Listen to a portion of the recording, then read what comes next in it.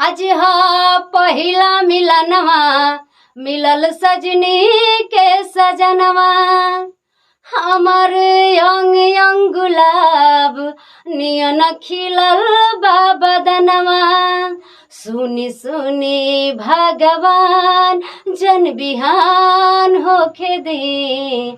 सुनी सुनी भगवान जन बिहान होखे दी। आज राजा जी के कोरवे में जवान होखे दी। आज राजा जी के कोरवे में सयान होखे दी।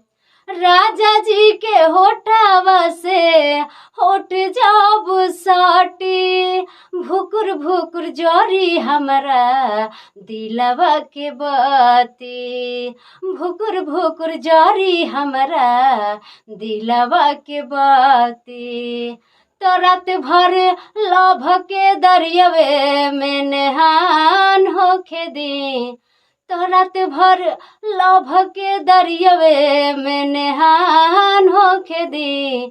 आज राजा जी के कोरवे में सयान होखे दी। आज राजा जी के कोरवे में सयान होखे दी।